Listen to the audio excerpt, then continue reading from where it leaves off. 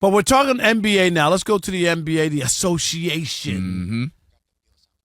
And Bradley Beal, right? There's the talk about, obviously, Jimmy Butler. Yeah. Was, right. And there's talk that he really wants to go to Phoenix, and the only way he could do it is if Bradley Beal, but he has a no trade, right? Yep. And he got benched last night. There's a lot of drama going on, and the Suns are just okay.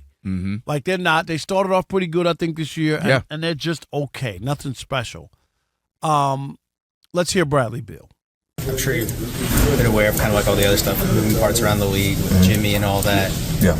There's some speculation around the league that this is related to that. Have you thought about kind of like moving on and starting life related to the bigger picture? If so, I need to be addressed because I hold the cards. So until I'm addressed and somebody says something different, then I'm going to be a Sun. He said, I got the cards. I got the no trade. I ain't going nowhere unless somebody talks to me. Yeah, he handled it as professionally. He didn't sound like a jerk. No. And to the most part, throughout his career, he's been kind of a solid guy, and he's become a trade piece often where teams But the bad part is he was supposed to be special. And by the way, he's hurt. He's playing right now. And his team, did you mention, the Suns are down to the lowly Hornets. I mean, well. But you get, like, he became an albatross with that contract. He did. He was supposed, he got paid a whole lot of money, like $50 million or something crazy. But here's the thing. So what the Suns are doing, they now are throwing money anywhere. They have new ownership that's come in that's super and ultra competitive, and they're really just trying to, like, no, we're going to change this thing.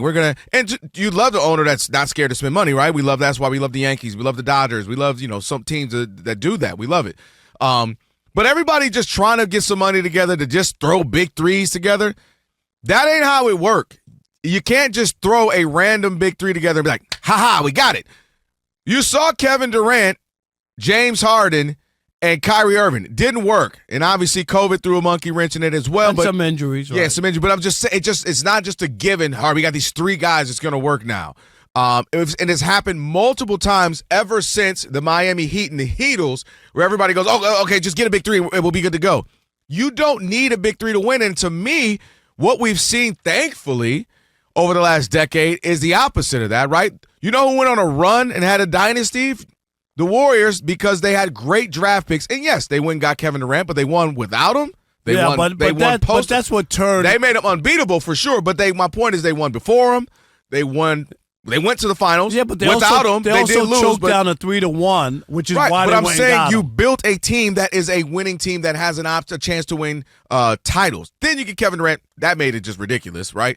And then he leaves, and they still win again a couple years back. So my point is, you see what the Celtics have done. Guys they've drafted, built up a core, built up something, and then you can go get some ancillary pieces. But everybody doesn't have those kind of pieces. So I'm against the big three. I'm just saying, but that's lazy to just go, it should work. Like, build something, and that's what we're starting to see. But the problem is that you don't always have those pieces or those young players because you either haven't drafted, you haven't gotten lucky. You know what I mean? Where you get a player that you aren't expecting to be anything special, and he turns out to be. Look at OKC, and then you add with that. No, OKC, they keep it. No, what's the iteration you want? They keep being good.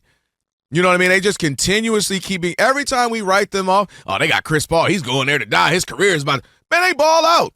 All right, well, now he's gone. They ball out. Like, they just know what they're doing. They know their identity. They know how to build. And I like that. Like I said, this now you're looking at what Ime Udoka's doing with this Houston Rockets, right? Houston sucks. They're like the Wizards of the West. We were saying that. Then they got some talent. They've got a coach. They've got something they're building. And I just like that. You see with the Pistons now.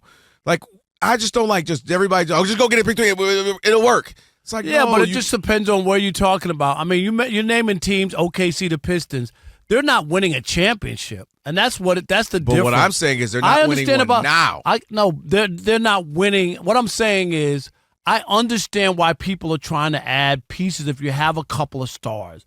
If you have Durant and you have Booker, you go, if we just add one more guy, you know what I mean? Because you have two stars. Let me clarify. You're not building like for 8 years from now. The Pistons lost 30 in a row last year, so you got young players. You want to build and try to get something, and eventually you might have to add for sure a star player. You know what I mean? To go along with ain't nothing wrong with a star. I want a star. No, but what I'm saying is the idea of just putting any things No, together. it That's what I'm doesn't- saying. Like, any three who didn't players see don't work. Bradley Beal, Devin Booker, Kevin Durant? What do they all specialize in? Scoring. Well, everybody Not knew nan that. one of right. them is that's what I'm saying. Not nan one of them is a creator for other people. Not one of them can say, I'm gonna be the Chris Bosh of this. I'm gonna downgrade my offensive skill set and become a lockdown defender and a rebounder. Like, none of them are capable of doing that. So you got three guys who need the ball to score, aren't great creators, aren't necessarily great defenders, aren't necessarily great rebounders. But what are we doing here? It's one basketball. This ain't pop a shot where I can get three guys lined up versus your three guys.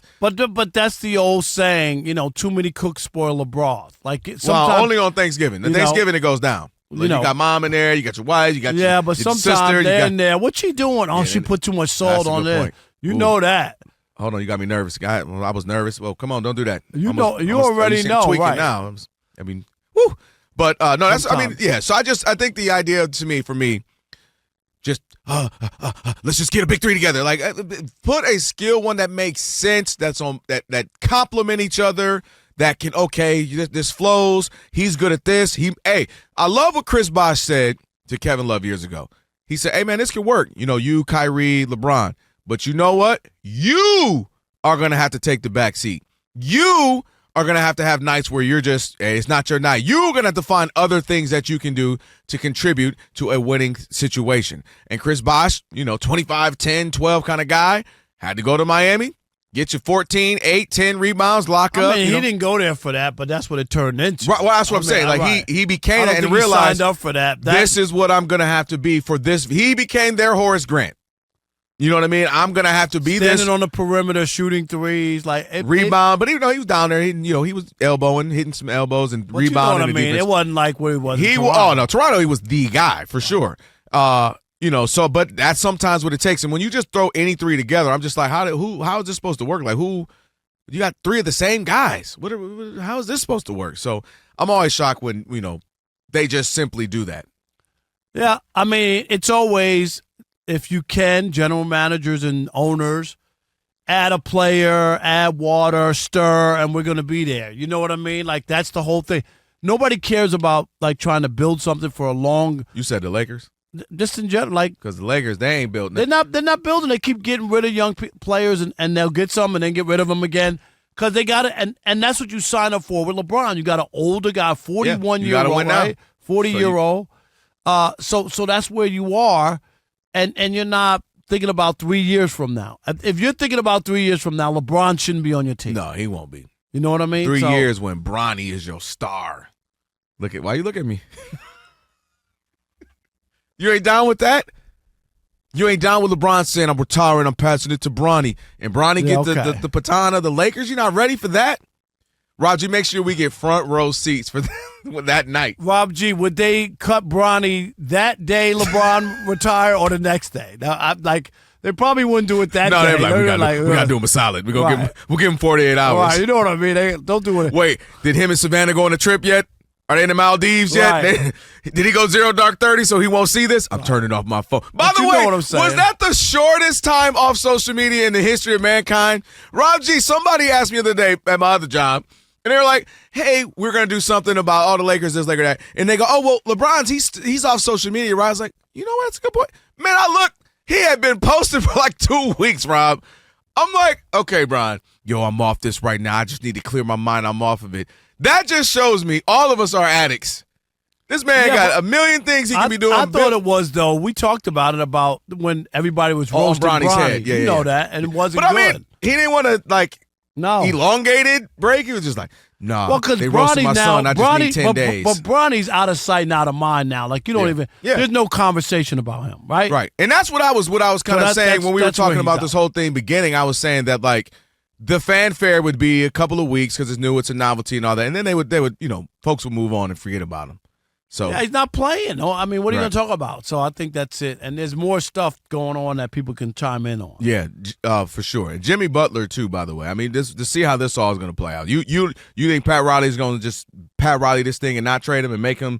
That's what I would do. I'd play hardball and I'd say I don't care. I don't care when we get back. Just go. I'm not going to satisfy you. I'm not going to do it. Go sign with a bad team to get your money because that's the only way he's going to get paid. sometimes, you got to do. But is that the only thing I would question? The Angels did it. Everybody knew Ohtani was not re-signing with them. But you don't want to right? be. But I don't want to be the Angels. No, but I'm just saying. They hadn't done anything since 2002. Well, but the Angels could say a lot of teams wish they won a World Series since 2002. But you get what I'm saying? Like I want to. No, but can I be in the hunt regular? They were like, no, we're not giving them up. Put out an APB for Mike Trout. Like, when the last time you seen Mike Trout? Mike Trout could walk around the Sherman Oaks Galleria 50 feet from here. Wouldn't nobody even know him. Yeah, but I'm just saying they just decided they weren't going to do it. Like, you know what? We're not going to do it. Maybe he'll have a change of heart. We're not going to just give him away, and maybe he will sign with us. I would have done what the Nationals did with Soto. Here's $440 million offer. You want it? Nope. They traded him the next day.